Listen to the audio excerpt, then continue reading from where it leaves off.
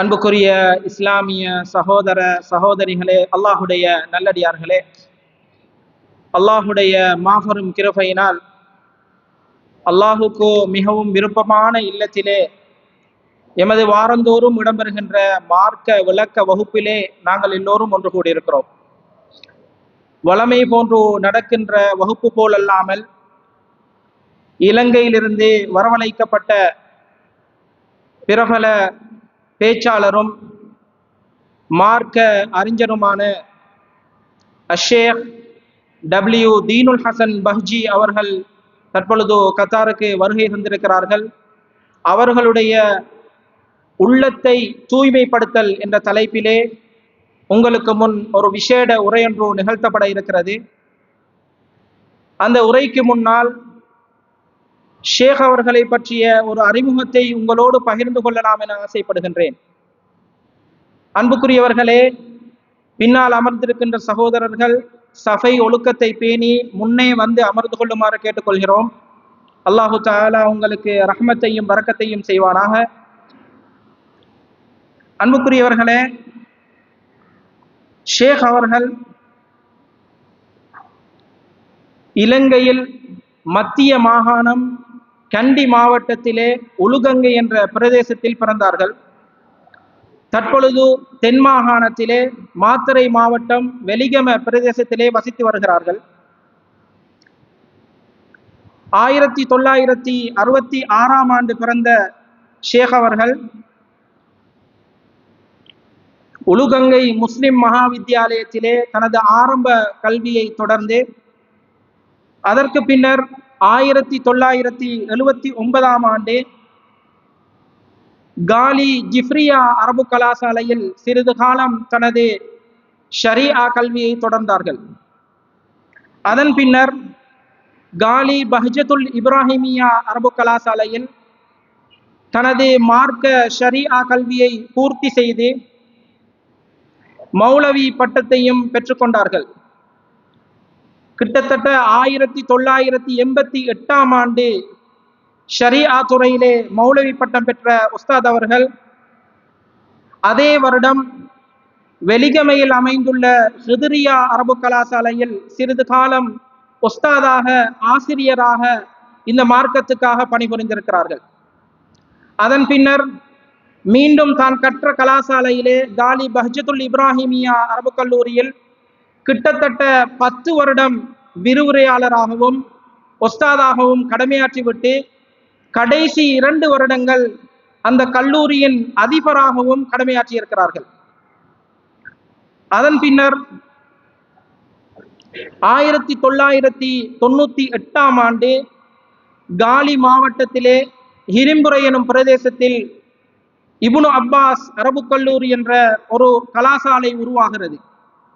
அந்த கலாசாலை உருவான காலத்திலிருந்து இன்று வரைக்கும் சிரேஷ்ட விரிவுரையாளராகவும் ஒஸ்தாதாகவும் கல்லூரி அதிபராகவும் கடமையாற்றி கொண்டிருக்கிறார்கள். அல்லாஹு தஆலா அவருடைய வாழ்க்கை இந்த மார்க்க பணிக்காக தொடர்ந்தும் அல்லாஹு தஆலா அவருடைய வாழ்க்கையை நீட்ட வேண்டும் என்ற பிரார்த்தனையோடு ஒஸ்தாத் அவர்கள் அகில இலங்கை ஜம்மியத்துல் உலமாவின் முன்னாள் நிர்வாக குழு உறுப்பினராகவும் அகில இலங்கை ஜம்மியத்துல் உலமாவின் ஃபத்வா குழு முன்னாள் செயலாளராகவும் கடமையாற்றியிருக்கிறார்கள். வெலிகம பிரதேசத்திலே அமைந்துள்ள அல் இஹ்சான் நலன்புரி சங்கத்தின் நிர்வாக குழு உறுப்பினராகவும் தஅவா விடயத்திலே அதிகூடிய ஆர்வம் காட்டக்கூடிய ஒருவராகவும் இருந்திருக்கிறார்கள். தொடர்ந்தும் இருந்து கொண்டிருக்கிறார்கள்.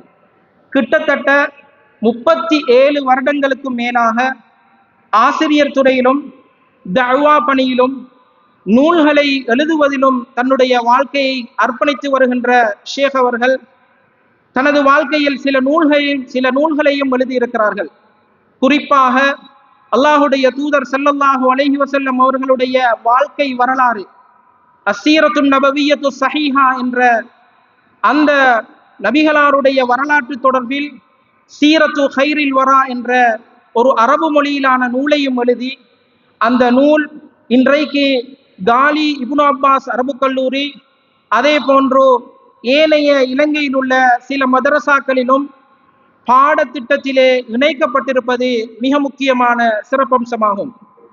எனவே அன்புக்குரிய இஸ்லாமிய சகோதர சகோதரிகளே, அல்லாஹுடைய நல்லடியார்களே, உள்ளத்தை தூய்மைப்படுத்தல் எனும் தலைப்பில் மர்கசு ஷேக் அப்துல்லா பின் ஜெயித் ஆல் மஹ்மூத் அஸ்ஸகாஃபி அல் இஸ்லாமி, அப்துல்லா பின் ஜெயித் இஸ்லாமிய கலாச்சார மையத்தினால் ஏற்பாடு செய்யப்பட்டிருக்கின்ற இந்த நிகழ்வில் தற்பொழுது ஷேக் அவர்களை உரையாற்ற வருமாறு அன்போடு அழைக்கின்றோம்.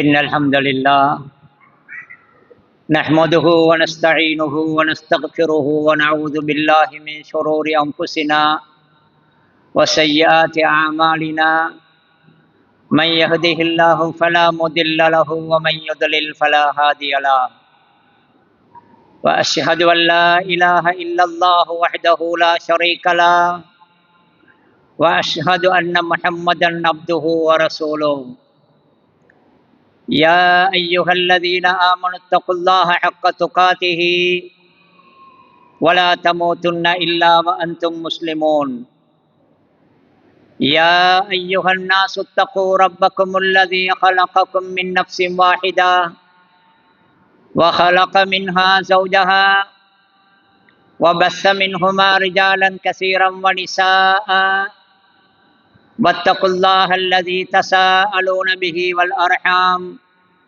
إن الله كان عليكم رقيبا يا أيها الذين آمنوا اتقوا الله وقولوا قولا سديدا يصلح لكم أعمالكم ويغفر لكم ذنوبكم ومن يطع الله ورسوله فقد فاز فوزا عظيما أما بعد فإن أصدق الحديث كتاب الله وخير الهدي هدي محمد صلى الله عليه وسلم وشر الأمور محدثاتها وكل محدثة بدعة وكل بدعة ضلالة وكل ضلالة في النار. அன்பிற்கும் மதிப்புக்கும் உரிய உலமாக்களே, எனது இஸ்லாமிய சகோதர சகோதரிகளே, அஸ்ஸலாமு அலைக்கும் வரஹ்மத்துல்லாஹி வபரகாத்துஹு. உள்ளத்தை தூய்மைப்படுத்தல், அரபியில் தஸ்கியத்துன் நஃப்ஸ் என்று சொல்லுவார்கள். அந்த தலைப்பில் உங்களுடன் சில விடயங்களை இங்கு பகிர்ந்து கொள்ள இருக்கிறேன். அன்பிற்குரியவர்களே, மனிதன் என்பவன் உள்ளம், உயிர், உடல் என்ற இந்த மூன்றும் சேர்ந்ததுதான் இந்த மனிதன் என்ற படைப்பு. இந்த மனிதனுடைய இந்த மூன்றில் உள்ளம் என்று சொல்லுவார்களே, மனம் என்றும் சொல்லுவார்கள், சில பொழுது அதுக்கு ஆத்மா என்றும் கூறுவார்கள். இந்த மூன்றில் இந்த உள்ளம் மிகவும் முக்கியமானது. எந்த அளவுக்கு என்றால், எமது உடலையும் எமது செயல்பாடுகளையும் வழிநடாத்துவதும் கிட்டத்தட்ட அதை நிர்வகிப்பதும் எமது உள்ளமாகத்தான் இருந்து கொண்டிருக்கின்றது. எமது உள்ளத்தின் மூலமாகத்தான் எமது சிந்தனைகள், அந்த சிந்தனைகளை ஒட்டி வரக்கூடிய எமது முடிவுகள், அந்த முடிவுகளினால் நடக்கும் எமது செயல்கள் எல்லாமே அமையக்கூடியதாக இருக்கின்றது. பொதுவாகவே நாங்கள் பார்க்கலாம், யாராவது ஒரு மனுஷரை ஒத்தரை நாங்கள் பாராட்டுறதா இருந்தால் அவரோட மனசு நல்லம்னு நாங்கள் சொல்லுவோம். அல்லது யாராவது ஒருவரை பற்றி குறையாக அல்லது அவருடைய பலகீனத்தை சொல்லும் பொழுதும் கூட அவருடைய மனசு சரியில்லைன்னு தான் நாங்கள் சொல்லுவோம். காரணம் என்னென்றால், இந்த உள்ளம், இந்த மனம் இது எப்படி அமைகிறது, அதில் எந்த அளவுக்கு அழுக்குகள் படையும் பொழுது அது கெட்ட உள்ளமாக மாறுது, அதன் மூலமாக மனிதன் பிழையானவனாக மாறிவிடுகிறான். அதே உள்ளம் ஒரு தெளிந்த ஒரு நல்ல உள்ளமாக இருக்கும் பொழுது அதன் மூலம் அந்த மனிதனுடைய செயல்களும் நல்ல செயல்களாக மாறுகின்றன என்பது எங்களுக்கு பொதுவாகவே தெரிந்த ஒன்றாக இருக்குது. இந்த மனிதனுடைய இந்த மனம் இருக்குதே, இந்த உள்ளம் சம்பந்தமாக நாங்கள் பார்க்குறோம். இன்றைக்கு உலகத்தில் நிறைய இது சம்பந்தமாக பேசப்படுது. உளவியல் பற்றிய வைத்தியம் ஒன்று இருக்குது. அந்த மனோ தத்துவ நிபுணர்கள் ஒரு பிரிவு இருக்கிறாங்க. இப்படி பல கோணங்களில் இந்த மனிதனுடைய உள்ளத்தை பற்றிய ஆய்வுகள் அல்லது அதனுடைய நலவு கெடுதிகளை அறிந்து கொள்வதற்கான முயற்சிகள் நிறைய நடக்கிறத நாங்கள் பார்க்குறோம். பல பொழுது இவர்களால் அல்லது இந்த துறையை சேர்ந்தவங்களால் கூட மனிதனுடைய இந்த உள்ளத்தை சரியான முறையில் அளந்து கொள்ள முடியாமல் இருக்கிறத பார்க்குறோம். ஏதோ சில துறைகள் அல்லது கலைகள் என்று சொல்றவங்க கூட பல பொழுது இந்த உள்ளத்தை கணிக்கிறதுல தடுமாறி போறத கூட நாங்கள் பார்க்கலாம். அந்த அளவுக்கு உள்ளம் என்கிறது ஒரு முக்கியமான ஒரு பகுதி மனிதனில். எந்த அளவுக்கு என்றால், இந்த உள்ளத்தில் ஏற்படக்கூடிய சில பிரச்சனைகள் மனிதனுடைய உடலில் நோய்களை ஏற்படுத்துறத கூட இன்றைக்கு சொல்றாங்க. பொதுவாக நீங்க பார்க்கலாம், பல வைத்தியர்கள் கூட மனிதனுடைய உடல் ரீதியிலான நோய்கள் பலதுக்கு அவனது உள்ளத்தில் இருக்கக்கூடிய பிரச்சனைகள் பல பொழுது காரணமாக இருக்கிறதாக சொல்றதை நாங்கள் பார்க்கிறோம். எனவே இவ்வளவு முக்கியமான இந்த மனம் இருக்குதே, நஃப்ஸு, இந்த நஃப்ஸை சீராக வைத்து கொள்ள வேண்டிய ஒரு பொறுப்போ எல்லோருக்கும் இருக்குது. நிறைய உளவியல் பேசப்படுது அல்லது மனிதனுடைய உள்ளம் சம்பந்தமாக கதைக்கப்படுது. அது மிச்சம் கவனத்தில் எடுக்கப்படுது என்று இருந்தாலும் கூட மனிதர்கள் தனது உள்ளத்தை சீராக வச்சுக்கொள்றதுல கவனம் இல்லாமல் இருக்கிறத நாங்கள் பார்க்குறோம்.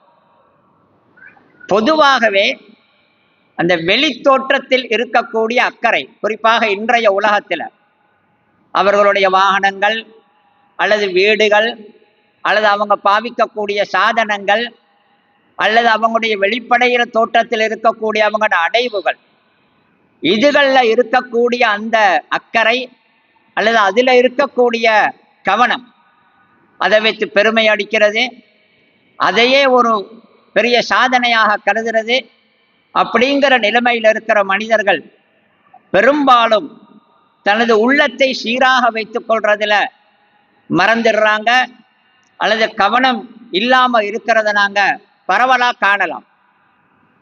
அன்புக்குரியவர்களே, இந்த தஸ்கியத்துன் நஃப்ஸ் என்ற உள்ளத்தை தூய்மையாக வைத்திருப்பது என்கிறது இது எந்த அளவுக்கு முக்கியம் என்றால், பொதுவாகவே எங்களுக்கு தெரியும், அல்லாஹ் ஒன்றின் மீது சத்தியம் செய்தார்.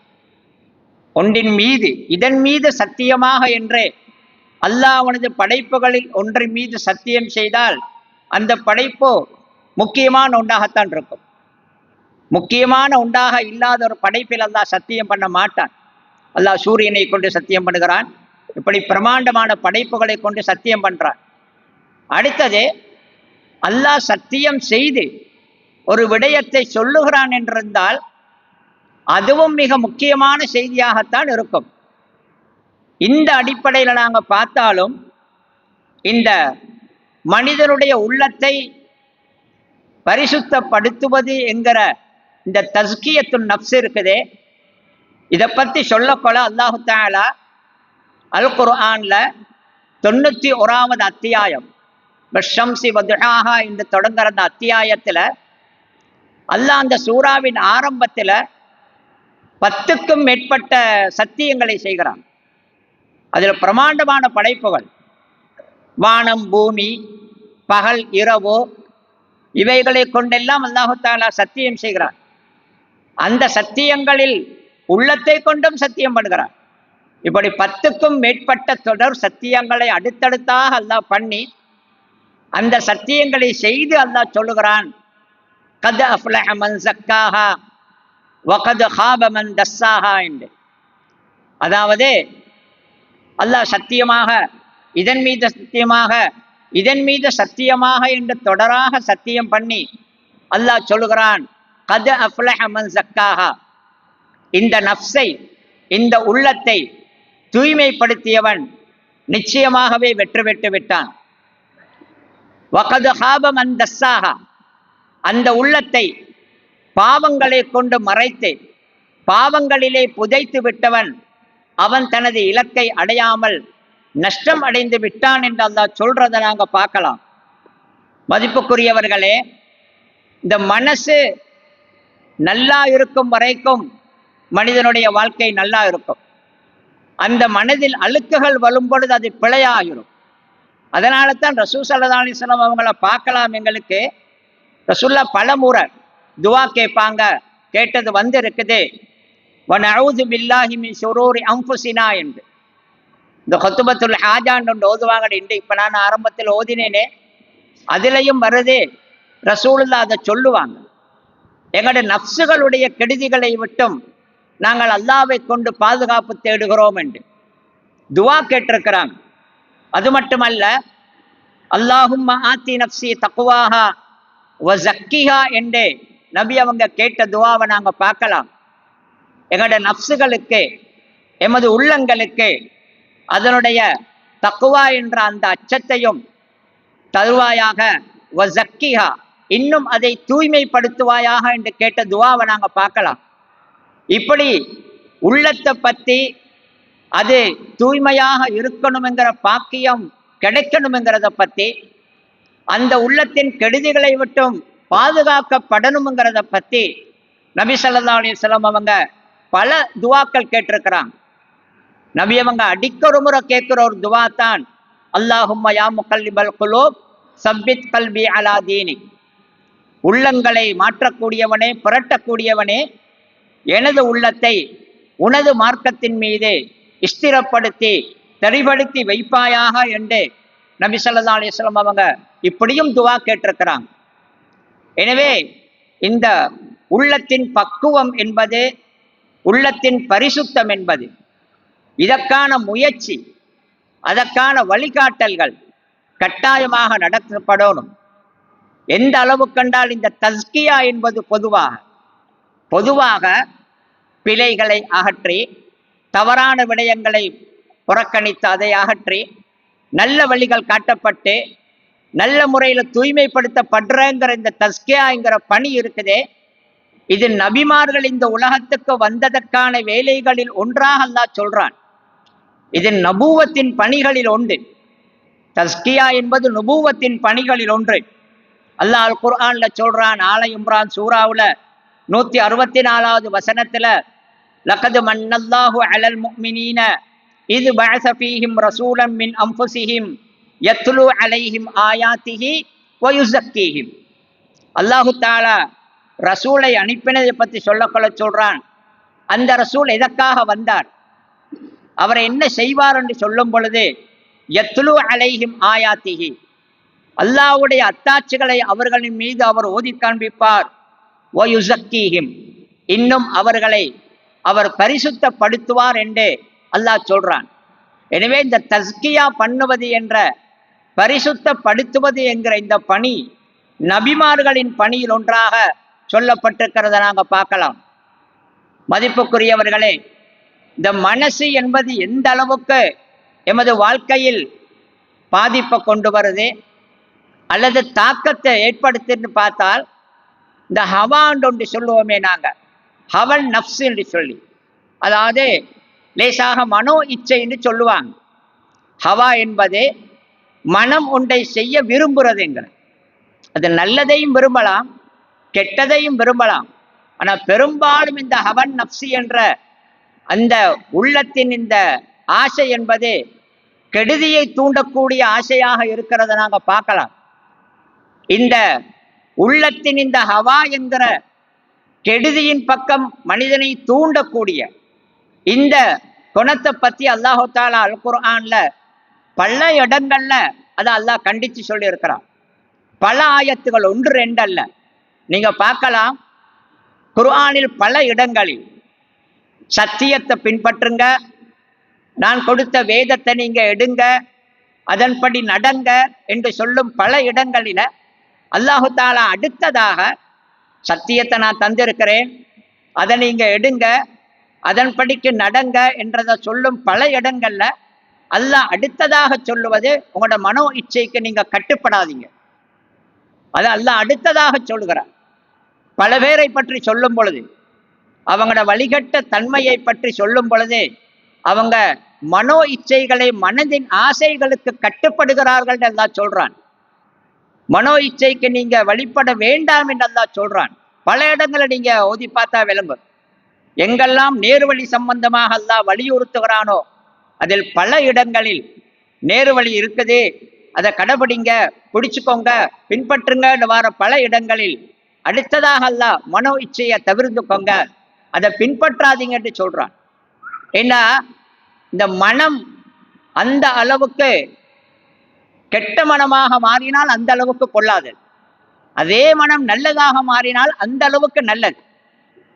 இந்த ஹவன் நப்சி என்கிற இந்த மனம் தீமையை தூண்டக்கூடிய அந்த குணம் இருந்தா அது எந்த அளவுக்கு மனிதனை கிட்டத்தட்ட ஒரு ஆட்டி படைக்கக்கூடிய மாதிரி, மனிதனை தண்ட கட்டுப்பாட்டில் வைக்கிற மாதிரி இருக்கும் என்றால், அல்லாஹ் ஒரு குர்ஆன்ல ஒரு இடத்துல கேட்கிறான், அஃபரஐத மனித்தஹத இலாஹஹு ஹவாஹு. அல்லாஹ் அப்படியே கேட்கிறான், தனது கடவுளாக, தான் வணங்கும் கடவுளாக தனது மனோ இச்சையை எடுத்துக்கொண்டவனை பார்த்தீர்களா என்று அல்லாஹ் கேட்கிறான். அப்படின்றால் ஒருவன் ஒரு நாயனாக ஒருவரை ஏற்று அதன்படிக்கு அவனையே வணங்குறது என்றிருந்தால் தன்னை கடவுள் சொல்வது எல்லாவற்றையும் கேட்பார்கள். அதுதானே பொதுவா, சரியா பிழையா புறவுள்ளது. பொதுவா ஒரு மனிதன் தன் கடவுளாக ஒருவனை எடுத்துக்கொண்டால், ஒன்றை எடுத்துக்கொண்டால் அது சொல்லும்படியெல்லாம் கேட்பார்கள், அதற்கு மாறு செய்யவே மாட்டார்கள். சில பேர் இருக்கிறார்கள் தனது மனோ இச்சையை கடவுளை போன்று ஆக்கி கொண்டவர்கள். அப்படி என்றால் தனது உள்ளம் எந்த விடயத்தை சொல்லுதோ அது எல்லாவற்றையுமே அதற்கு மாறு செய்யாமல் அது சொன்னபடியே செய்து கொண்டு போவார்கள். அந்த அளவுக்கு மனிதனுடைய வாழ்க்கையில் பாதிப்பை கொண்டு வரக்கூடிய, தாக்கம் செலுத்தக்கூடிய ஒன்றுதான் இந்த உள்ளமாக இருக்குது.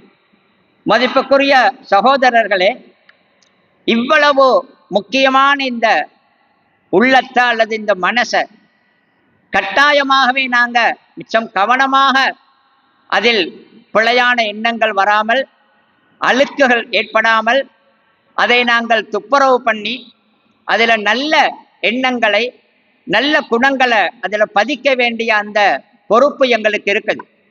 அதை நாங்கள் கவனமாக பேணிக்கொள்ள வேண்டிய ஒரு பொறுப்பு இருக்குது.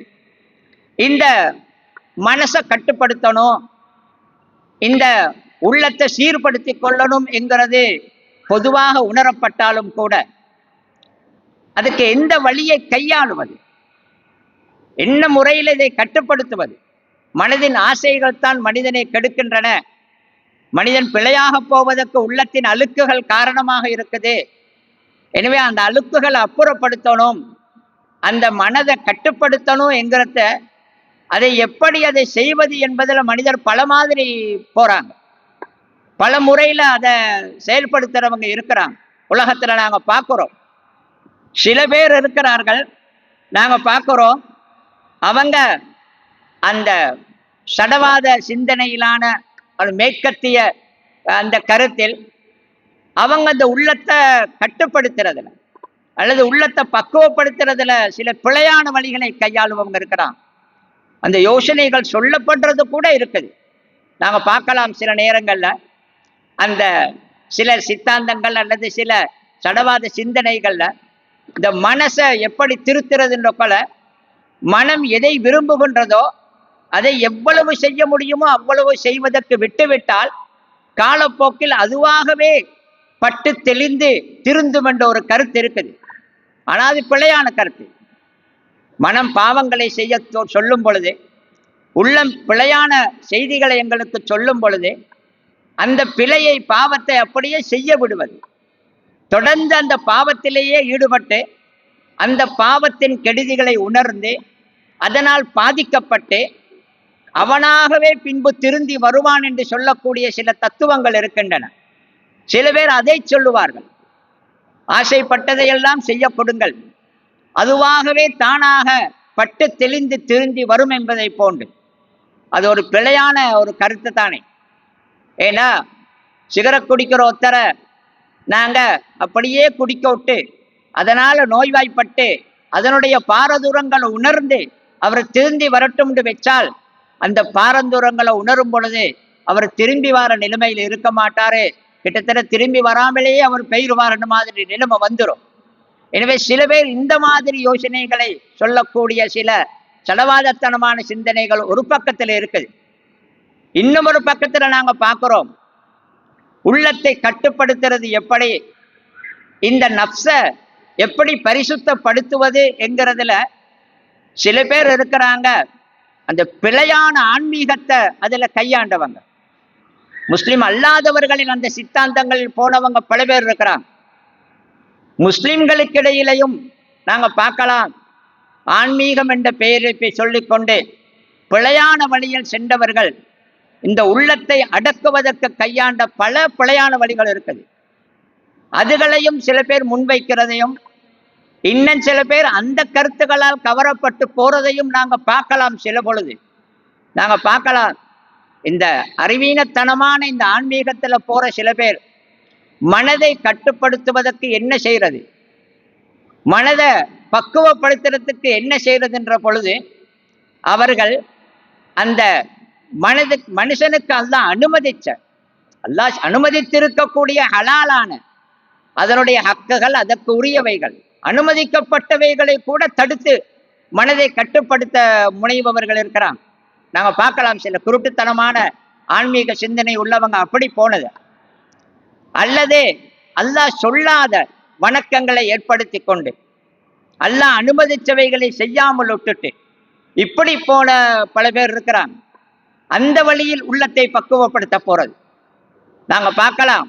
அந்த பிழையான அந்த ஆன்மீக சிந்தனையில நாங்க பார்க்கலாம், சில மார்க்கம் சொல்லாத வணக்கங்களை அவர்கள் வணக்கமாக சொல்வார்கள். மார்க்கம் அனுமதித்த சில பயிற்சிகளை வழங்குவது என்று சொல்லி, அல்லது எங்காவது போய் சமூகத்தை விட்டும் தூரமாகி காட்டில் தியானம் இருப்பது போன்ற அந்த ரஹ்பானியத் என்ற மார்க்கம் காட்டித்தராத அல்லாஹ் கண்டித்த அந்த துறவரத்தனத்தை காட்டுறது, அல்லது அல்லாஹ் அனுமதிச்சதையே வேண்டுமென்றே மனசுக்கு கஷ்டத்தை கொடுத்து அதை உட வச்சு மனசை பக்குவப்படுத்துறது. நாங்க சில ஆன்மீகவாதிகளுடைய வரலாறுகளை பார்க்கலாம். இறைச்சி தின்றது அல்லாஹ் ஹலாலாக்கி இருக்கிறான், அதையே தனக்கு அவர்களே வேண்டாம் என்று ஹராம் போன்று ஆக்கிக் கொள்வார்கள்.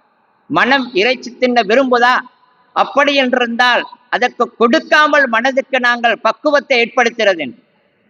திருமணம் முடிக்கிறது அல்லாஹ் ஹலாலாக்கி இருக்கிறான், ஆனால் எந்த அளவுக்கு பெண்களோட தொடர்பில்லாமல் அல்லது பெண்கள் பக்கம் திரும்பாமல் திருமணத்தில் ஈடுபடாமல் அந்த எண்ணத்தை எடுக்காமல் இருக்கிறாரோ அந்த அளவுக்கு நல்லவர் என்ற மாதிரி அவர்தான் மனதை பக்குவப்படுத்தினவர் என்ற மாதிரி சொல்லக்கூடிய குருட்டுத்தனமான ஆன்மீகங்களை நாங்கள் பார்க்கலாம். அந்த பட்டியல் எடுத்தால் அது பெரிய ஒரு பட்டியல். உங்களுக்கு பார்க்கலாம், அந்த முஸ்லிம்களுக்கு இடையிலேயே வந்த இஸ்லாத்தை பிழையாக விளங்கிய அந்த அறிவீனத்தனமான அந்த ஆன்மீகத்தை பேசுறவங்க தனக்குத்தானே கஷ்டத்தை கொடுத்துக் கொள்வது, தனக்குத்தானே கஷ்டத்தை ஏற்படுத்தி கொண்டு அதன் மூலம் உள்ளத்தை திருத்தறதுக்கு போன அந்த முறைகளை நாங்க பார்க்கலாம். இருக்குது, அப்படி அவங்க செஞ்சிருக்கிறாங்க. எந்த அளவுக்கு என்றால் அந்த அந்த ஆன்மீகம் பேசக்கூடிய அந்த அறிவு குறைந்தவர்களுடைய அந்த நடவடிக்கைகள் ஒன்றுதான். அதுல ஒரு பிரிவு இருக்கிறாங்க, மலாமத்தியான்னு சொல்லி, மனதுக்கு பயிற்சி கொடுப்பது எப்படி அல்லது மனதை பக்குவப்படுத்துவது எப்படின்ற பொழுது, மனம் ஏதாவது ஒன்றை விரும்பும் பொழுது, மனம் புகழை விரும்புகிறது அல்லது மக்களிடம் நல்ல பேர் வர வேண்டும் என்று விரும்புகிறது என்றிருந்தால் அதை கட்டுப்படுத்துவதற்கு மார்க்கம் சொன்ன வழிகள் இருக்க, மனம் அந்த புகழை விரும்புகின்றது என்பதனால் 4 பேரிடம் பேர் வாங்க வேண்டும், 4 பேரிடம் பாராட்டு பெற வேண்டும் என்று மனம் விரும்புகின்றது என்றிருந்தால் அதை நிறுத்துவதற்கு என்ன செய்வது என்னும் பொழுது அவர்கள் சொல்லும் வழி என்ன தெரியுமா? 4 பேருக்கு முன்னால் பலரும் அவர்களை பார்த்து ஏசும் அளவுக்கு, பலரும் அவர்களை கேவலமாக பார்க்கும் அளவுக்கு ஏதாவது ஒரு அசிங்கமான வேலையை 4 பேர் பார்த்திருக்கவே செய்வது. அப்படி செய்தால் அந்த மனதுக்கு அந்த புகழ் மீது இருக்கக்கூடிய ஆசையை அதன் மூலம் குறைப்பது என்ற அப்படி பயிற்சிகளை சொன்னவர்களும் இருக்கிறார்கள். இப்படி மனதை கட்டுப்படுத்துவதில், உள்ளத்தை தூய்மைப்படுத்துறதுல பல கருத்துக்கள், பல சித்தாந்தங்கள், காட்டுக்கே போய் சமூகத்துடனேயே இல்லாமல் வாழ்ந்தவர்கள் என்று பலர் இருக்கிறார்கள். பல வழிகள் இருக்கின்றன. ஆனால் இவைகளெல்லாம் பிழையான வழிகள். நாங்கள் உள்ளத்தை தீர்த்துவதற்காக, இந்த உள்ளத்தை பக்குவப்படுத்துவதற்காக, இன்றைக்கு கூட உங்களுக்கு பார்க்கலாம், சில பேர் அந்த மனதை ஆழ்நிலைக்கு கொண்டு போய் நிம்மதியான ஒரு நிலைமைக்கு மனதை கொண்டு வர வேண்டும் என்ற நோக்கத்தில் அந்த நிம்மதியை தேடி அந்த ஆழ்ந்த சிந்தனையில் அமைதியான மனநிலையை பெற வேண்டும் என்பதற்காக பல பேர் பலதை பின்பற்றுகிறார்கள். சில பேர் அந்த யோகாசனம் போன்ற அந்த பயிற்சிகளையும் செய்வார்கள். இஸ்லாத்தின் அகைதாவுக்கு அடிப்படையில் முரணான ஒன்றுதான் அது. அந்த பயிற்சிகளை செய்பவர்கள் கூட இருக்கிறார்கள். அந்த அளவுக்கு உள்ளத்தை பக்குவப்படுத்த, அதன் மூலம் செயல்களை மெருகூட்டுவது என்ற அமைப்பில் போகக்கூடிய பல பேர் இருக்கிறார்கள். ஆனால் இந்த இவ்வளவு முக்கியமான இந்த உள்ளத்தை பக்குவப்படுத்துவது அல்லது பரிசுத்தப்படுத்துவது என்பதற்கான சரியான வழி எது? சரியான வழி என்னவென்றால், அல் குர்ஆனும் அஸ்ஸுன்னாவும் எங்களுக்கு காட்டித்தந்த வழிகள் இருக்கின்றன. அந்த வழிகளை பின்பற்ற வேண்டும். அல்லாஹ் குர்ஆனிலும் அருமை ஸல்லல்லாஹு அலைஹி வஸல்லம் அவர்கள் சுன்னாவிலும் காட்டித்தந்த அந்த முறைகளை பின்பற்றி அதன் வழியில் தான் மனதை பரிசுத்தப்படுத்துவது அல்லது பக்குவப்படுத்துவது நடக்க வேண்டும். குர்ஆன் சுன்னாவை சரியாக விளங்கி அதனை அமுல்படுத்த வேண்டும். சில பிழையான சிந்தனை உள்ளவர்கள் கூட குர்ஆன் சுன்னாவில் உள்ள சில விடயங்களை காட்டி அதற்கு வேறு விளக்கத்தை சொல்லுவார்கள். குர்ஆன் சுன்னாவை முன்வைப்பது மட்டும் போதாது, அதற்கு சரியான விளக்கப்படிக்க அது முன்வைக்கப்பட வேண்டும். அந்த அடிப்படையில் நடப்பதுதான் சரியான தஸ்கியா. இமாம் இப்னுல் கையிம் ரஹ்மத்துல்லாஹி அவர்கள் சொல்லுகிறார்கள், வ தஸ்கியத்துன் நுஃபூசி அஸ்அபு மின் இலாஜில் அப்தானி வ அஷத்து. உள்ளங்களை பரிசுத்தப்படுத்துவது என்பது உடல்களுக்கு வைத்தியம் செய்வதை விட கஷ்டமானது, மிக கடினமானது. ஃபமன் ஸக்கா நஃப்ஸஹு பிர்ரியாதத்தி வல் ஹல்வத்தில்லதி லம் யஜி பிஹர் ருசூல் ஃபஹுவ கல் மரீதில்லதி யுஆலிஜு நஃப்ஸஹு பிரஅயிஹி.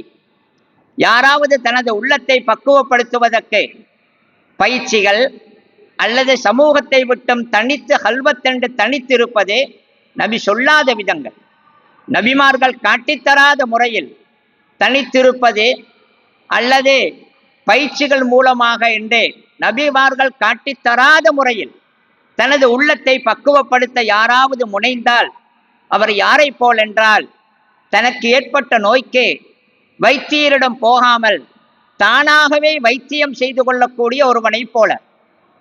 வைத்தியர்கள் அதற்கு இருக்க, தனக்கு உண்மையிலே வைத்தியம் தெரியாமல் இருக்க, தானாகவே தனது நோய்க்கு வைத்தியம் செய்பவனை போன்று என்று இப்னுல் கையிம் ரஹ்மத்துல்லாஹி சொல்லிவிட்டு அவர்கள் அழகான ஒரு செய்தியை சொல்கிறார்கள். ஃபர் ருசுலு அத்திப்பாஉல் குலூப். அல்லாஹ்வின் தூதர்கள் இருக்கிறார்களே, அவர்கள் உள்ளத்தின் வைத்தியர்கள். எனவே ஃபலா சபீல இலா தஸ்கியத்திஹா வ ஸலாஹிஹா இல்லா அன் தரீகிஹிம் வ தஸ்லீமி லஹும். இந்த உள்ளத்தை பக்குவப்படுத்த, அதை தூய்மைப்படுத்த ஒரே வழி அந்த நபிமார்களின் வழியை ஏற்றுக்கொள்வதுதான் என்று சொல்கிறார்கள்.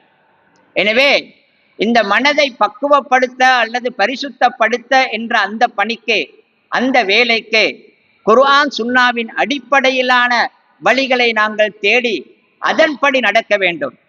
மதிப்புக்குரிய சகோதரர்களே, இந்த தஸ்கியா என்று பொதுவாக சொல்லுவார்களே, இந்த தலைப்பு அதுதானே, உள்ளத்தை பரிசுத்தப்படுத்துவது என்பது. இந்த தஸ்கியா என்ற இந்த சொல்லுக்கு அரபில 2 கருத்து இருக்குது. ஒன்று தூய்மைப்படுத்துவது என்பது உண்டு, அடுத்தது ஒன்றை வளர்ப்பது அல்லது ஒன்றை விருத்தி செய்வது என்பது இன்னும் உண்டு. எனவே தஸ்கியா என்ற இந்த உள்ளத்தை பரிசுத்தப்படுத்தும் இந்த பணிக்கு 2 வேலைகள் நடக்க வேண்டும். அதை பொதுவாக சொல்லுவார்கள். ஒன்று தஹ்லியா, அதாவது மோசமான எண்ணங்கள், பிழையான குணங்கள், பாவங்கள் இவைகளை முதல் அகற்ற வேண்டும். அவைகளை அகற்றிவிட்டு அடுத்ததாக தஹ்லியா என்ற உள்ளத்தில் நல்ல எண்ணங்கள், நல்ல குணங்களை ஏற்படுத்துவதற்கான முயற்சியை செய்ய வேண்டும். பொதுவாகவே ஒரு பொருளை பரிசுத்தப்படுத்தி அதை சிறப்பாக மாற்றுவது என்றால் 2ம் நடக்க வேண்டும். முதலாவது அதிலிருந்து அழுக்குகள் நீக்கப்பட வேண்டும். அடுத்ததாக அழுக்குகள் நீக்கப்பட்டதன் பின்னால் அதில் நல்ல விடயங்கள் சேர்க்கப்பட வேண்டும். எனவே தஸ்கியாவில் 2மே நடக்க வேண்டும். மனதில் இருக்கக்கூடிய அழுக்குகள், கரைகள், கெட்ட எண்ணங்கள், அந்த மனிதனின் நடத்தைகளை கெட்ட வழிக்கு கொண்டு போகக்கூடிய அந்த தன்மைகள், இவைகள் அப்புறப்படுத்தப்பட்டு அதற்கு பின்னால் நல்ல வழிகள் அதிலே ஏற்படுத்தப்பட வேண்டும் என்பதை நாங்கள் புரிந்து கொள்ள வேண்டும். இந்த தஸ்கியா என்ற இந்த உள்ளம் அதே ஒரு அமைதி நிலையில், அது ஒரு தூய நிலையில் மனிதனுக்கு நல்லதை சொல்லும் உள்ளமாக இருப்பதற்காக, அல்லது வாழ்க்கையில் பல பிரச்சனைகள் வரும் பொழுது மனிதனை தடுமாற வைக்காமல் இருப்பதற்கு அந்த உள்ளத்தை பக்குவப்படுத்தி பரிசுத்தப்படுத்துவது என்பதற்கான வழிகள் பலது இருக்கின்றது. மார்க்கத்தில் சொல்லப்பட்ட வழிகள். அதில் முதலாவதும் மிகவும் முக்கியமானது என்ன தெரியுமா? தௌஹீத் என்கிற அல்லாஹ் ஒருவனையே நாயனாக ஏற்று அவன் ஒருவனையே வணங்கக்கூடிய அந்த ஏகத்துவ கொள்கை என்பது, அல்லாஹ்வை சரியாக தெரிந்து அவனை சரியாக அறிந்து அவனுக்குரிய வணக்கத்தை சரியான முறையில் செய்யக்கூடிய அந்த நம்பிக்கை இருக்கின்றதே, இது உள்ளத்தை பக்குவப்படுத்தி உள்ளத்தை தூய்மைப்படுத்தக்கூடிய முக்கியமான ஒன்றாக இருக்கின்றது. அல்லாஹ் ஒருவனையே நாயனாக ஏற்று ஆட்சி, அதிகாரம், படைத்தது, நிர்வாகம் எல்லாமே அவன் ஒருவனுக்குத்தான் என்ற அந்த அல்லாஹுடைய அந்த சக்தியை நாங்கள் நம்பி வணங்குவதும் அவன் ஒருவனுக்கு மாத்திரமே தான் வணக்கம் செய்யப்பட வேண்டும் என்ற அந்த விடயத்தையும் உறுதியாக நம்பி அல்லாஹுடைய பெயர்கள், அவனுடைய பண்புகள், அவைகளை சரியான முறையில் புரிந்து அவனது வல்லமையை, அவனது தூய்மையை, அவனது அதிகாரத்தை, இவையெல்லாவற்றையும் சரியாக புரிந்து அந்த நம்பிக்கை மனதிலே சரியாக பதிந்துவிடும் என்றிருந்தால் அந்த உள்ளம் பக்குவமான உள்ளமாக மாறிவிடும். ஏனென்றால் அல்லாஹ் ஒருவனையே நம்பி அவனை பற்றி சரியாக புரிந்து அவனையே வணங்கும் உள்ளத்துக்கு எந்த ஒன்றாலும் அந்த உள்ளத்தை மாற்றவோ அல்லது அதில் தடுமாற்றத்தையோ ஏற்படுத்த முடியாது. அதனால்தான் இந்த அல்லாஹ்வை ஒருவனையே நாயனாக ஏற்ற இந்த ஏகத்துவ கொள்கை இருக்கின்றதே, அந்த ஈமான், அந்த அகீதா மிக மிக முக்கியமானது ஒரு மனிதனுடைய உள்ளத்தை சீராக வைத்திருப்பதற்கு. நாங்கள் பார்க்குறோம், பொதுவாகவே அல்லாஹு தாலாவை நாங்கள் வணங்குறதில்ல. அல்லாஹு தாலாவை நாங்கள் நம்பி அவனை வணங்கி அந்த விஷயத்துல முக்கியமான 3 விஷயம் இருக்குது. ஒன்று அன்பு, அல்லாஹு தாலாவை விரும்புவது என்பது. அடுத்தது ஹவுஃப் என்ற அல்லாஹுவை பற்றிய அச்சம், அவனது தண்டனையை பற்றி, நரகத்தை பற்றிய அச்சம். இன்னும் ஒன்று இருக்கின்றதே, அல்லாஹு தாலா நன்மைகளை தருவான், அல்லாஹு தாலா மன்னிப்பான் என்கிற அந்த ஆதரவு அல்லது எதிர்பார்ப்பு, ரஜா என்று சொல்லுவார்கள். இது 3மே இணைந்துதான் அல்லாஹு தாலா வணங்கப்பட வேண்டும். அது சரியாக இருக்க வேண்டும். இந்த அல்லாஹுவின் மீது இருக்கிற அன்பு அது முழுமையாகவும் சரியாகவும் இருந்தால், அல்லாஹ் ஒருவன் தான் எங்களுக்கு எல்லாவற்றையும் விட விருப்பமானவன் என்றிருந்தால், வல்லதீன ஆமனு அஷத்து ஹிப்பன் லில்லாஹ், மூமின்கள் அல்லாஹ்வின் மீது கடுமையான அன்புள்ளவர்களாக இருப்பார்கள். நாங்கள் அன்பு வைக்கக்கூடிய எமக்கு பிரியமான என்று பலது இருக்கும், பட்டியல் போடலாம். ஆனால் அதில் முதலிடத்தில் ஆக முக்கியமானதாக அல்லாஹ் ஒருவன் இருக்க வேண்டும். எனவே அல்லாஹ் ஒருவன் மீதுதான் அன்பு என்று இருந்தால், அவனைத்தான் நாங்கள் விரும்புகிறோம் என்றிருந்தால், அந்த அல்லாஹ் சொன்னபடி நாங்கள் நடப்போம். மற்ற யாருடைய புறக்கணிப்போ அல்லது யாருடைய எதிர்ப்போ சில பொழுது வந்தாலும் கூட மனசு தடுமாறாது. அடுத்ததாக அல்லாஹு தாலா மீது இருக்கக்கூடிய அச்சம், அந்த அச்சம் சரியாக இருந்தால், அந்த அச்சம் பிழையான முறையில் இருக்காமல், அளவுக்கு மீறியதாக இருக்காமல், அந்த அச்சம் சரியான முறையில் இருந்தால், சில சிந்தனை குழுக்கள் உருவாகினார்கள் தானே, சில கொள்கை பிரிவினர்கள் அல்லாஹுவுக்கு அஞ்சுவதில் எல்லை மீறி போனார்கள்.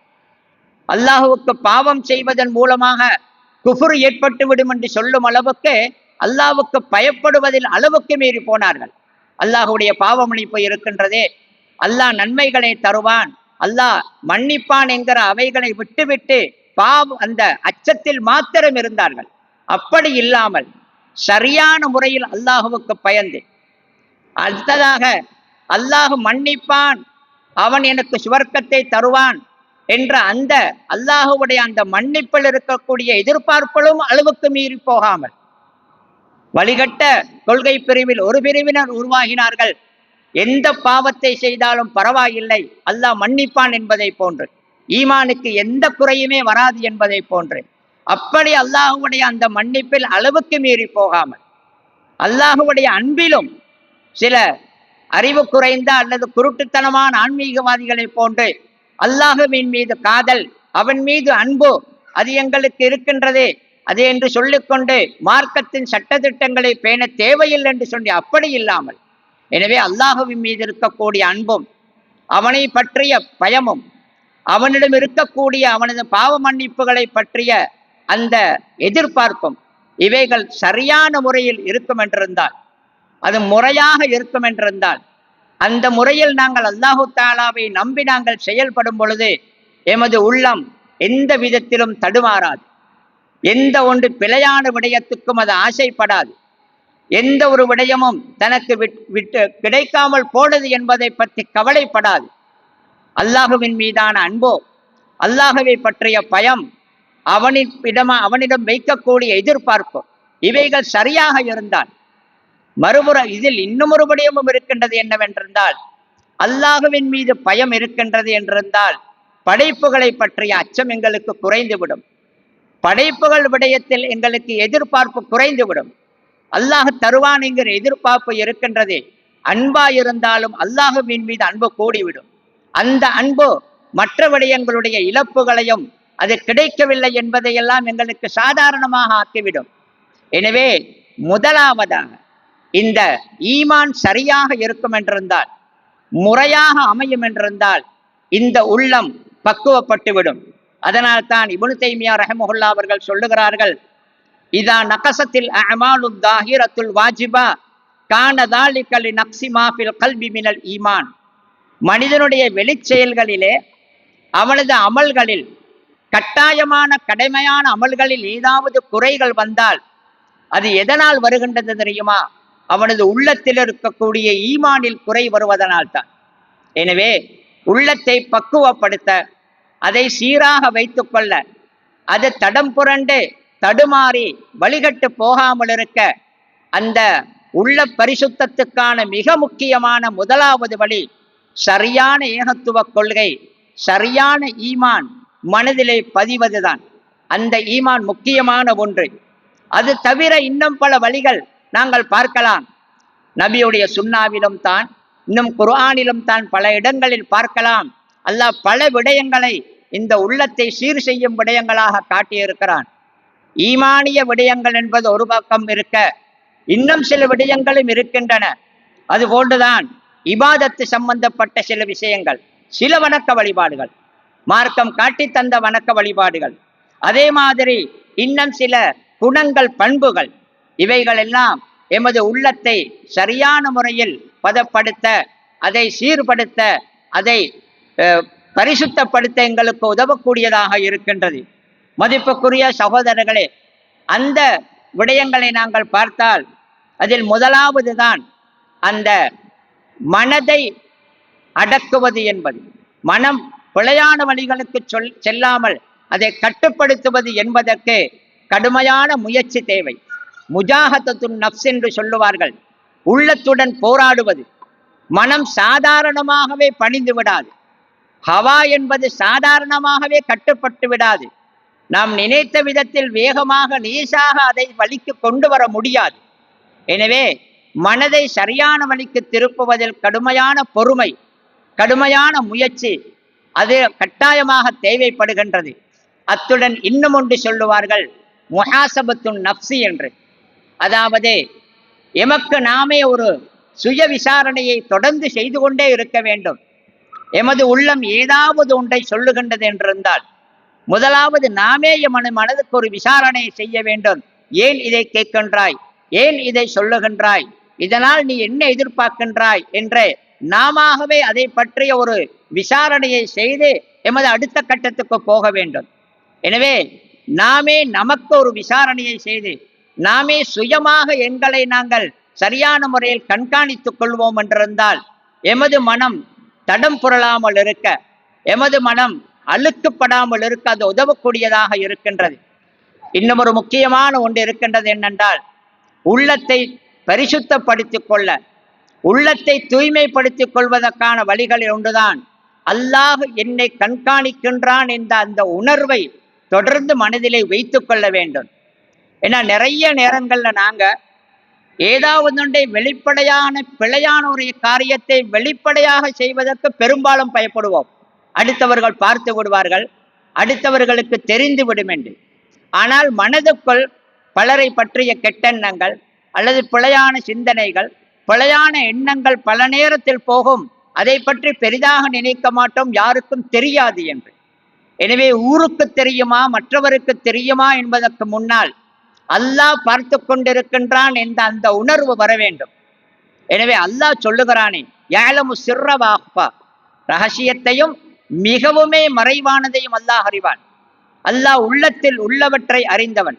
எனவே எமது மனதில் பிழையான எண்ணங்கள் அல்லது பிழையான சிந்தனைகள் வரும் பொழுது அல்லாஹ் இதை கண்காணித்துக் கொண்டிருக்கின்றான், அல்லாஹுவுக்கு இது தெரியாமல் இல்லை என்ற அந்த உணர்வு வந்தால் அல்லாஹ் பார்த்து கொண்டிருக்கிறான், அவன் அறிந்து கொண்டிருக்கின்றான் என்ற அந்த உணர்வு ஒரு மனிதனை வெகு தூரம் கட்டுப்படுத்திவிடும்.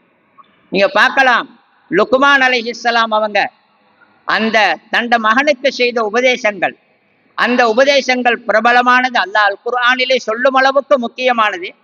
அதிலே தண்ட மகனை அவர்கள் தண்ட மகனுக்கு புத்திமதிகளை சொல்லும் பொழுது அந்த மகனுக்கு இந்த உணர்வைத்தான் ஏற்படுத்தினார்கள். இந்த உணர்வை, நான் உன்னை கண்காணிப்பேன் அல்லது நான் யாராவது மூலமாக உனது நடவடிக்கைகளை பற்றி தகவல்களை சேகரிப்பேன் அல்லது யாராவது ஒருவரை இதற்காக நியமித்திருக்கின்றேன் என்றெல்லாம் அந்த முறையில் சொல்லாமல் தனது மகனுக்கு அவர் சொன்னது என்னவென்றால், மகனே நீ என்ன செய்தாலும் அது எவ்வளவு ரகசியமாக இருந்தாலும் அல்லாஹ் அதை கொண்டு வருவான் என்று அதை சொன்னார்கள்.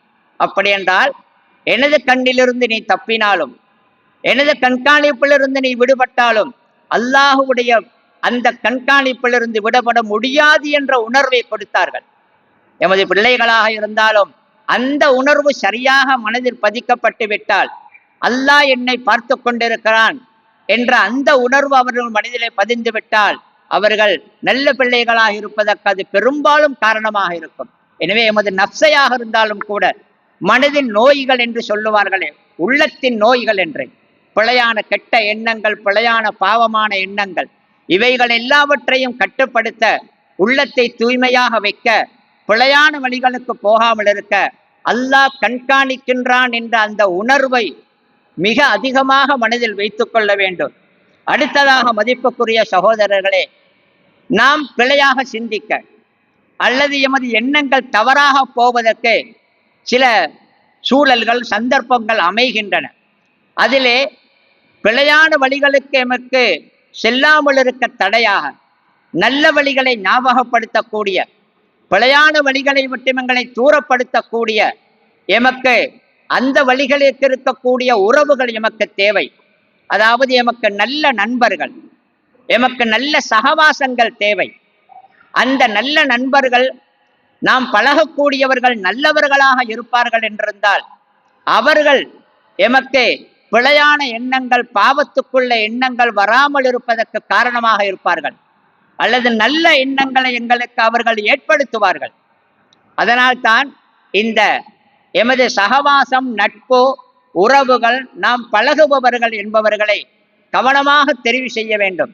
ஏனென்றால் நல்லவர்களுடன் பழகினால் அவர்கள் என்றைக்குமே எங்களுக்கு நல்லவற்றை ஞாபகப்படுத்துவார்கள். பிழையானவர்களுடன் பழகும் பொழுது அவர்கள் நல்ல விடயத்தை ஞாபகப்படுத்த மாட்டார்கள், பிழையான வழிக்கு கொண்டு செல்வார்கள். இது மிக முக்கியமான ஒன்று. எமது செயல்கள் மட்டுமல்ல, எமது எண்ணங்களும் உள்ளமும் பக்குவமாக இருப்பதற்கும் நல்லவர்களுடன் இருப்பது என்பது முக்கியமானது.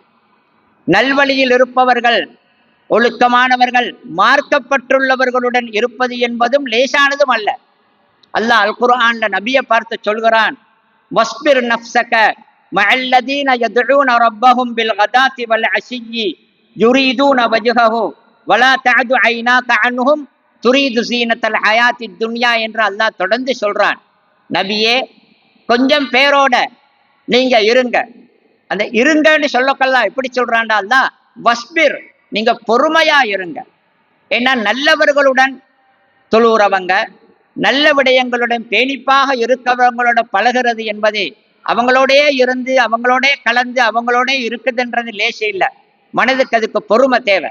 மறுபக்கத்தில் உள்ளம் எப்படியும் அவங்கள விட்டு அங்கிட்டாவதுக்கு ஷைத்தான் தூண்டிக்கொண்டே இருப்பான். அதனால தான் அல்லாஹ் சொல்றான், நீங்க பொறுமையாக இருங்க, நீங்க பொறுமையாக அவங்களோட இருங்க, நீங்க அவங்கள விட்டும் தூரமாகிறாதீங்கன்னு அல்லாஹ் சொல்றான். எனவே எமது உள்ளத்தில் பிழையான எண்ணங்கள் வர, எமது உள்ளத்தின் அந்த தூய்மைத்தனத்துக்கு மாசு ஏற்படுவதற்கு முக்கியமான காரணங்களில் ஒன்றுதான் எம்மை சூழ்ந்திருப்பவர்கள், நாம் பழகக்கூடிய நட்பு வட்டங்கள், எமது உறவுகள் மாதிரி நாங்கள் நெருங்கி இருப்பவர்கள். அவர்கள் எந்த அளவுக்கு நல்லவர்களாக இருக்கிறார்களோ அந்த அளவுக்கு நல்ல எண்ணங்கள் உள்ள உள்ளமாக எமது உள்ளம் மாறலாம். இந்த நட்போ அல்லது இந்த பழக்க வழக்கம் என்று வரும் பொழுது இப்ப நாங்கள் கொஞ்சம் பொறுப்பான ஒரு காலத்தில் இருக்கிறோம். ஒரு காலம் இருந்துச்சு, எங்களோட கூட்டாளிகள் நண்பர்கள் என்பது எங்களோட பாடசாலையில் இருக்கிறவங்க அல்லது எங்களோட கிராமத்தில் ஊரில் இருக்கிறவங்க மாதிரி ஒரு வட்டத்தோட இருந்துச்சு.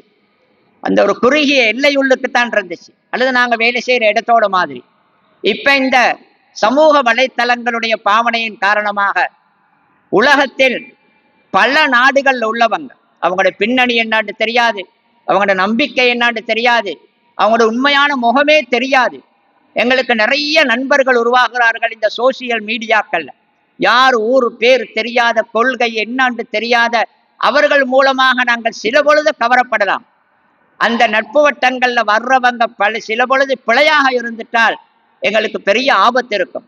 அதனால தான் நாங்க பக்குவமான உள்ளமுள்ளவர்களாக இருக்க, எமது உள்ளம் நல்லதை நினைக்க கிட்டத்தட்ட உதவக்கூடியவர்களாக எங்களோட நண்பர்கள், நாம் உறவு வைத்திருப்பவர்கள் இருக்கணும். அதுல நாங்கள் கவனமாக இருக்கணும், அதை நாங்கள் சரியாக தெரிவு செய்யணும். அடுத்ததாக மதிப்புக்குரிய சகோதரர்களே, உள்ளத்தை தூய்மைப்படுத்துவது என்கிறதுல ஒன்றுதான் பாவங்களை விட்டும் தவிர்ந்திருப்பது. பாவங்கள் எப்பொழுதுமே உள்ளத்தை அழுக்குப்படுத்தக்கூடியது. பாவங்கள் சோதனைகள் என்பன உள்ளத்தை அழுக்குப்படுத்தது. மனதை கஷ்டப்பட்டு கட்டுப்படுத்தி கொள்ள வேண்டிய தேவையும் கட்டாயமும் இருக்குது. நல்ல உள்ளங்கள் தப்பிரும். ரசூல்லா ஒரு அழகான ஹதீஸ்ல சொன்னாங்க. ரசூல்லா சொன்னாங்க, இந்த மனிதன் மனம் இருக்குதே, இந்த உள்ளத்துக்கு கெடுதிகளும் ஃபித்னாக்களும் எப்படி வர பார்க்குதுன்றதை சொன்னாங்க. ரசூல்லா சொன்னாங்க, துஅரதுல் ஃபிதன் அலல் குலூபி, ரசூல்லா சொன்னாங்க கல் ஹசீரி ஊதன் ஊதன் என்று சொன்னார்கள். ஓலையால பின்னப்பட்ட பாய் இருக்குதே, அந்த பாயில நாங்க அப்படி ஒரு கழித்து சாய்ந்து நாங்க தூங்கினால் எங்களோட உடம்போட பாரம் அப்படி அழுத்தும் பொழுது அந்த ஓலையின் அடையாளங்கள் எமது உடம்புல இருக்கும். ரசூல்லா சொன்னாங்க, ஃபித்னாக்களும் குழப்பங்களும் உள்ளத்துக்கு இப்படித்தான் வெளியில படியுது. எப்படி பாயுடைய அந்த ஓலையின் அடையாளம் எப்படி எங்களோட உடம்புல தெரியுமோ அதை அழுத்தி, அதே மாதிரி உள்ளத்துக்கு இந்த ஃபித்னாக்கள் வந்து அப்படியே உள்ளத்துல வெளியில வந்து படியுது. ஆனால் எந்த உள்ளம் அதை உள்வாங்காமல், அதை உள்ளுக்கு எடுக்காமல், அதனுடன் கலக்காமல் தன்னை காப்பாற்றி கொள்ளுதோ அந்த உள்ளத்தில் ஒரு வெள்ளை நிறத்து புள்ளி வரும். அல்லாஹ் ஒரு வெள்ளை புள்ளியை விடுவான். அப்படியே சோதனைகளும் பிரச்சனைகளும் பாவங்கள் வரும் பொழுது எல்லாம் அந்த நேரத்தில் அதை உள்ளே எடுக்காமல் மனதை பாதுகாத்து வைத்துக் கொண்டிருக்கக்கூடிய அந்த உள்ளத்தில் மாறி மாறி அடுத்தடுத்ததாக வெள்ளை நிறத்து புள்ளிகள் தொடர்ந்து வந்து அந்த உள்ளம் அப்படியே பளபளவென வெள்ளை நிறமான ஒரு பளிங்கு கல்லை போல் மாறிவிடும். அந்த பாவத்தை உள்வாங்காமல் இருப்பது, அந்த ஃபித்னாவை உள்வாங்காமல் இருப்பது. சில உள்ளம் அப்படி அல்ல, அந்த ஃபித்னாவை உள்வாங்குகிறது. ஒவ்வொரு ஃபித்னாக்களும் பாவங்களும் உள்வாங்கப்பட அதில் ஒவ்வொரு கருப்பு புள்ளி இடப்படுகிறது. அப்படியே கருப்பு புள்ளிகள் அதிகமாகி அந்த உள்ளம் அப்படியே கருநிறமான ஒரு கருப்பு நிறமானதாக மாறுகின்றது. தண்ணீர் இருக்கும் ஒரு கூஜாவை அப்படியே தட்டி அப்படியே நிலத்தில் விழுத்து விட்டால் அதுக்குள் தண்ணீர் தங்காமல் வெளியே போவதை போன்று அந்த உள்ளத்திலே நன்மைகளும் நல்ல விடயங்களும் தங்காமல் போய்விடும் என்று நபி அவங்க அழகாக சொன்னாங்க. எனவே பாவங்கள் என்றைக்குமே மனதிலே அழுக்கை ஏற்படுத்தக்கூடிய என்பதனால் பாவங்களை தவிர்த்து நடப்பது என்பது உள்ளத்தை பரிசுத்தமாக வைத்திருப்பதற்கான முக்கியமான ஒன்று. அடுத்ததாக மதிப்புக்குரிய சகோதரர்களே, முக்கியமான இன்னும் ஒன்றுதான் அல்லாஹுவிடத்தில் நிறைய துவா கேட்பது. அல்லாஹுவிடத்தில் துவா கேட்பது நபி அவர்களும் கேட்டிருக்கிறார்கள்.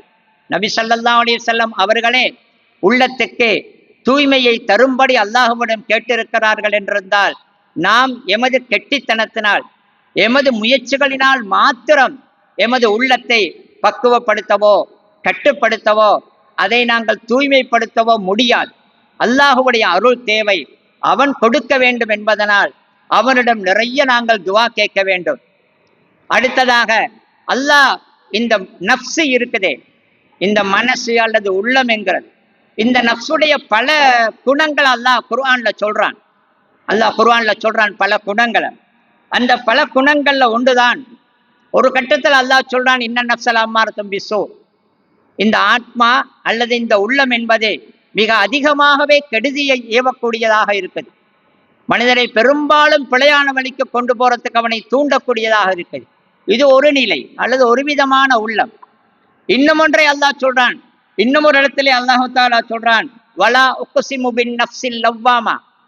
மனதில் ஒரு நிலை இருக்கின்றது, எந்த நேரமுமே பாவத்திற்கு தாராளமாக சாதாரணமாக அவனை தூண்டிக்கொண்டே இருக்கும். அது மிக ஆபத்தான மிக கெட்ட நிலை.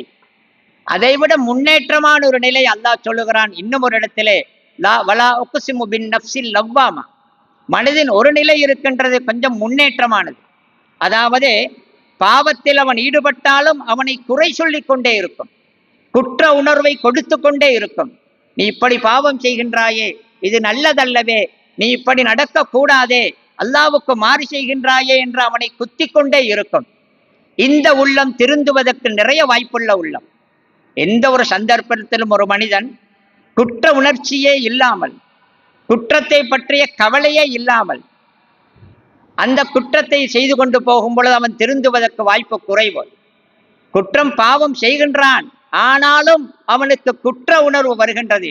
நீ இப்படி செய்யக்கூடாது, நீ செய்வது நல்லது அல்ல என்று மனம் சொல்லுகின்றது என்றிருந்தால் அவன் திருந்துவதற்கு நிறைய வாய்ப்பு இருக்கின்றது. கிட்டத்தட்ட அவன் திருந்த ஆரம்பித்து விட்டான்.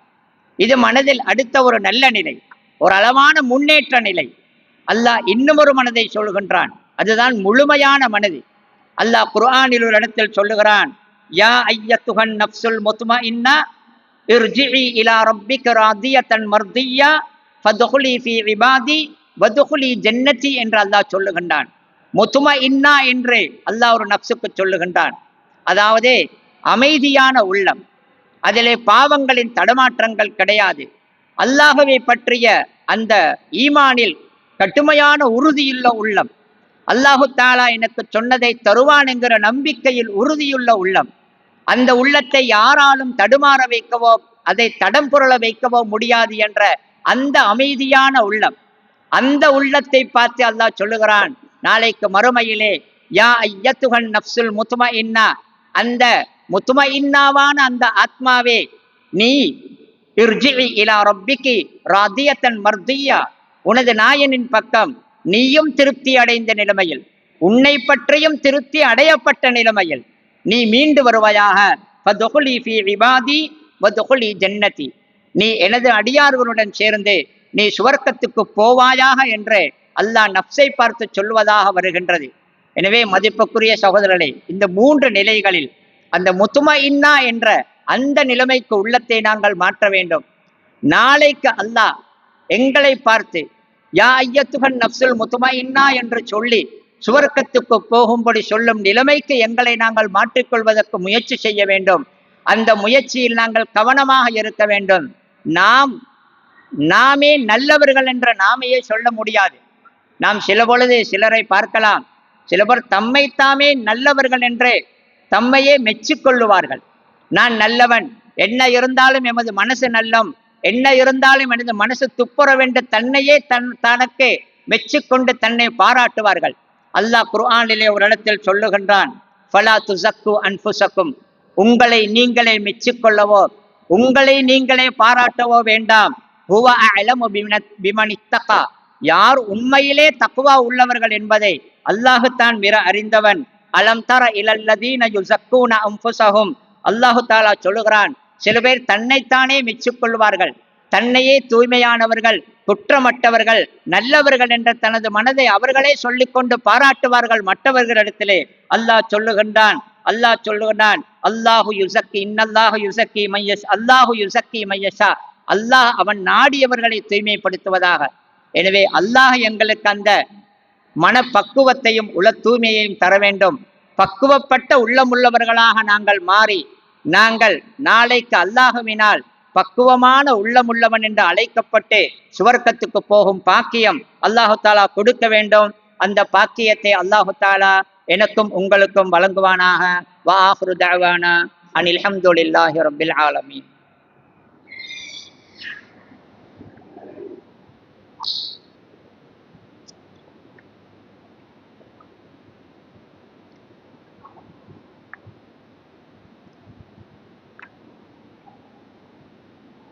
அஸ்ஸலாமு அலைக்கும் வரஹ்மத்துல்லாஹி வபரகாத்துஹு. இதுவரைக்கும் வாராவாரம் நடைபெற்றுக் கொண்டிருக்கின்ற இந்த நிகழ்ச்சி மர்கஸ் அஷேக் அப்துல்லா பின் ஜெயித் அல் மஹ்மூத் அஸ்ஸகாஃபி அல் இஸ்லாமி நிறுவனத்தின் அனுசரணையோடு SLDCயின் ஏற்பாட்டில் வாராவாரம் இந்நிகழ்ச்சி நடைபெற்றுக் கொண்டிருக்கிறது. அல்ஹம்துலில்லாஹ். அந்த வகையில் இன்றைய நிகழ்ச்சியில் சிறப்பித்திருந்தார் மர்கஸ் ஷேக் அப்துல்லா பின் ஜெயித் அல் மஹ்மூத் அஸ்ஸகாஃபி அல் இஸ்லாமியின் அழைப்பின் பேரில் நாட்டிலிருந்து வருகை தந்திருக்கின்ற ஷேக் தீனுல் ஹசன் பஹஜி உஸ்தாத் அவர்கள் எங்களுக்கு மத்தியில் அழகான ஒரு தலைப்பிலே, உள்ள தூய்மை என்கின்ற தலைப்பிலே, உள்ளத்தை தூய்மைப்படுத்துதல் என்கின்ற விடயத்தை பற்றி ஆழமான சிறந்த கருத்துக்களை குர்ஆன் ஹதீஸின் அடிப்படையில் எங்களிடத்திலே எடுத்துச் சொன்னார்கள். ஷேக் அவர்கள் நாட்டிலே குர்ஆன் சுன்னாவை சலபு சாலிஹ்களின் வழியில் தௌவா களத்திலே மிக அர்ப்பணிப்போடும் தியாகத்தோடும் பயணிக்கக்கூடிய ஒருவர். அது மட்டுமல்லாமல் நாட்டிலே காலி பிரதேசத்திலே இப்னு அப்பாஸ் என்று சொல்லக்கூடிய ஒரு குர்ஆன் சுன்னா அடிப்படையிலே இயங்கி வரக்கூடிய ஒரு அரபு கல்லூரியின் முதல்வராகவும் இருந்து கொண்டிருக்கிறார்கள். அல்லாஹ் சுப்ஹானஹு வ தஆலா அவர்களுடைய உள தூய்மைக்கும் ஆயுளின் அதிகரிப்புக்கும் நாங்கள் அவர்களுக்காக வேண்டி அல்லாஹ்விடத்திலே பிரார்த்தனை செய்கிறோம். அது மட்டுமல்லாமல் எங்களுடைய SLDC மற்றும் இந்த நிகழ்ச்சியிலே கலந்து கொண்டிருக்கக்கூடிய ஈமானிய உறவுகள் சகோதரர்கள் சார்பாக அவர்களுக்கு நன்றிகளையும் பிரார்த்தனையும் செய்து கொள்கிறேன். ஜஸாக்குமுல்லாஹு கைரன் வ பாரக்கல்லாஹு ஃபீக்கும். மேலும் சகோதரர்களே, எந்த விடயத்தை நாங்கள் இன்று கேட்டோமோ அவைகளை எங்களுடைய வாழ்க்கையிலே எடுத்து நடந்தால் நிச்சயமாக அவர்கள் கஷ்டப்பட்டு இங்கு வந்து எங்களுக்கு சொன்ன அந்த செய்திகள், அது மட்டுமல்லாமல் லீவு நாள்களுடைய அந்த நேரத்தை தியாகம் செய்து இந்த பள்ளிவாசலிலே கூடியிருக்கக்கூடிய எங்களுக்கும் சிறந்த பெறுபேறு கிடைக்க வேண்டும் என்றால் நாங்கள் உஸ்தாத் அவர்கள் சென்ன அந்த கருத்துக்களை எங்களது வாழ்க்கையிலே நடைமுறையில் கொண்டு வர வேண்டும். தஸ்கியத்து நஃப்ஸ் சுருக்கமாக சொன்ன போனால் ஒரு மனிதன் பாவம் செய்து கொண்டிருக்கிறான் என்றால் அந்த பாவத்தை விட்டுவிட்டு பாவத்தை விடாமல் வராது. எனவே செய்கின்ற பாவத்தை விட்டுவிட்டு நாங்கள் உள்ள தூய்மையை நோக்கி சென்றால் இன்ஷா அல்லாஹ் அது கிடைக்கும். அதே போன்று அவர்கள் இறுதியாக சொன்னார்கள், எங்களுடைய உயிர்கள் கைப்பற்றப்படுகின்ற பொழுது சங்கையான சொர்க்கத்துக்குரிய உயிர்களாக இன்ஷா அல்லாஹ் கைப்பற்றப்படும் என்பதில் எந்த விதமான சந்தேகமில்லை. இது அல்லாஹ் ரப்பு சுப்ஹானஹு வ தஆலா எங்களுக்கு கொடுத்த வாக்குறுதியாகும். எனவே இன்ஷா அல்லாஹ் எங்களுடைய உள்ளத்தை தூய்மைப்படுத்தி நாளை மறுமையிலே உயிர்கள் நாளை மறுமைக்கு முன்னால் சக்கராத்துடைய நேரத்திலே உயிர்கள் கைப்பற்றப்படுகின்ற பொழுது நாங்கள் சொர்க்கத்துக்குரிய உயிர்களாக கைப்பற்றப்படுவதற்கு அல்லாஹ் சுப்ஹானஹு வ தஆலா எங்களுக்கு அனைவருக்கும் அருள் புரிவானாக. மேலும் ஷேக் அவர்களுடைய 2 முக்கியமான புரோகிராம்கள் ஏற்பாடு பண்ணப்பட்டிருக்கிறது.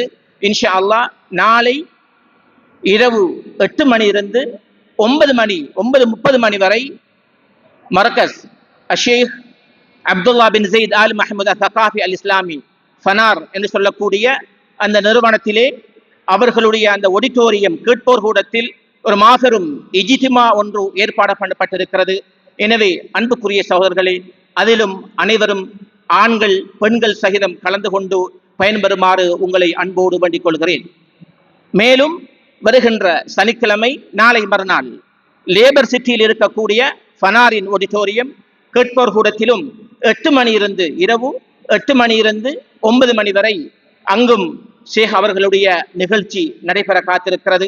அதில் குறிப்பாக இண்டஸ்ட்ரியல் ஏரியா இருக்கக்கூடிய சகோதரர்கள் அவர்களிடத்திலே நான் நினைக்கிறேன் தமிழ் பயான் நிகழ்ச்சிகள் கேட்பதற்கு மிகவும் அரிதான ஒரு சந்தர்ப்பம் அதிகமாக இருந்து கொண்டிருக்கிறது.